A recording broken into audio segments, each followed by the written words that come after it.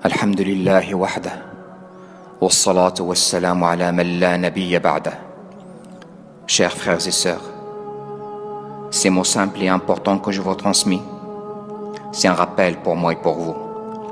Je veux parler à votre cœur qui est parfois pris par le bas monde et ses plaisirs. On est éprouvé par beaucoup de choses, le temps, l'argent, les enfants, le travail, la femme, les amis, jusqu'à ce qu'on oublie nos racines, notre premier amour saint, notre maman. Dans un hadith authentique rapporté par l'imam Muslim de Abu Huraira qui a dit: le prophète sallallahu alayhi wa sallam a visité le tombe de sa maman par l'autorisation d'Allah subhanahu wa ta'ala, et il a pleuré jusqu'à qu'il a fait pleurer tout ce qui est autour de lui. Omar ibn al-Khattab radiyallahu anhu a dit: je n'ai jamais vu le prophète sallallahu alayhi wa sallam pleurer comme ce jour-là. Bi abi anta wa ummi ya Rasulallah. La maman, cette valeur unique qu'on sent vraiment son rôle seulement quand il est loin ou il est mort. La maman, chers frères et sœurs, le premier mot qu'on a prononcé, et c'est le meilleur mot qu'on a répété. La maman, que nous lui devons la faveur après Allah subhanahu wa ta'ala. Quoi qu'on dise, quoi qu'on fasse, nous ne ferons pas assez pour elle. Aujourd'hui, je ne vais pas parler beaucoup de la gratitude, al-birr, parce que c'est obligatoire que les enfants soient reconnaissants. Et ce n'est pas une faveur envers la maman, c'est son droit envers toi. Et c'est une obligation de la satisfaire par le Coran et la Sunna.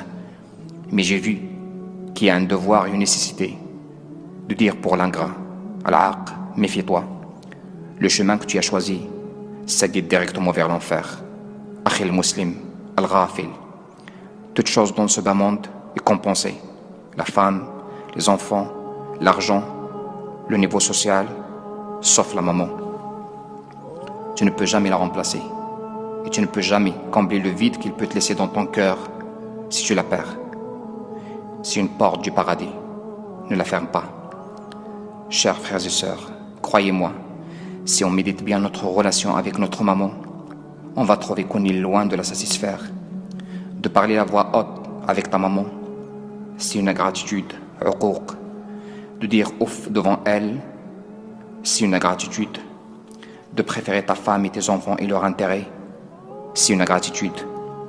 Et que ta maman soit la dernière de ton planning. Et c'est rarement que tu prennes de ses nouvelles, car tu es pris par le bas monde, c'est une ingratitude. Et de ne pas s'asseoir à côté d'elle, et de ne pas parler avec elle, et de ne pas entendre ce qu'elle raconte, c'est une ingratitude. De ne pas la prendre en charge, si elle n'a pas les moyens, et toi t'en as, c'est une ingratitude.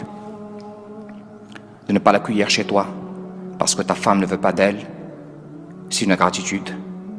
De couper les liens avec ta maman, c'est une ingratitude. Chers frères, on a besoin de revoir notre relation avec notre maman. Et on a besoin d'éduquer nos enfants sur l'obéissance de la maman. Combien de fois on entend des histoires, des enfants qui insultent leur mère, des enfants qui tapent leur mère, des enfants malheureusement qui tuent leur mère, parce qu'elle ne veut pas donner de l'argent pour acheter de la drogue ou pour l'héritage. Je parle ici des enfants musulmans et quelqu'un qui a le cœur et le courage pour insulter et taper ou tuer sa propre mère. Il peut faire n'importe quel péché qu'il existe sur terre parce que son cœur est mort. Wallahi, mes chers frères, après la mort de la maman et le repentir de son fils ingrat, il espère ce dernier que sa maman sort sa tête de son tombe pour l'embrasser et lui dire pardonne-moi, mais c'est trop tard. Mets-toi dans ta tête, ayyuhal muslimu al-aqq li ummi, qui dit à sa maman: je ne peux pas t'accepter chez moi parce que c'est serré, que tu étais dans son ventre 9 mois. Elle t'a accepté avec un grand plaisir et c'était trop serré. Avant de manger akhil muslim avec ta femme et tes enfants, pose la question: est-ce que ta maman a à manger? Car lorsque tu étais petit, il ne mange pas avant que tu manges. Fais bouger la mémoire akhil muslim des années en arrière. Combien de nuits blanches a-t-il passé avec toi parce que tu étais malade ou parce que tu n'arrives pas à dormir? Et toi, tu ne sais même pas s'il est malade ou en bonne santé. Tu dors parce que demain tu travailles. Réveille-toi, Akhil al-Muslim, avant qu'il soit trop tard. Rifa' ibn Iyas raconte qu'il a vu Al-Harith al-Al qui pleure le jour de l'enterrement de sa maman, sans arrêt. Il lui a demandé pourquoi tout ça. Il a répondu, comment je ne pleure pas.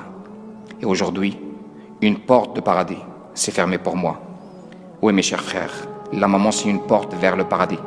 Et c'est dommage pour quelqu'un qui a eu une maman. Et il a raté cette porte. Wallahi, il va regretter. Et quel regret. Le paradis était à côté de lui, proche de lui, facile pour lui. Une de ses portes était ouverte pour lui, mais il a ignoré jusqu'à sa fermeture par la mort de la maman. Akhil Muslim, toi et ton argent pour ta maman, quand tu arrives à un certain âge ou à un certain degré social, prends d'elle que l'amour, et dans tout, avec amour, et certainement tu es gagnant. Enfin, je lance un cri à haute voix, l'ingratitude vers la maman, c'est une ligne rouge, ne l'approche jamais, car si tu les dépasses, tu tombes à l'enfer, alors que la maman, au contraire, c'est une porte qui guide vers le paradis, et c'est à toi de choisir.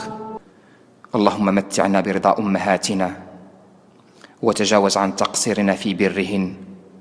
Allahumma hdi kulla aaq, wa thabbit kulla bar. آمين والحمد لله رب العالمين.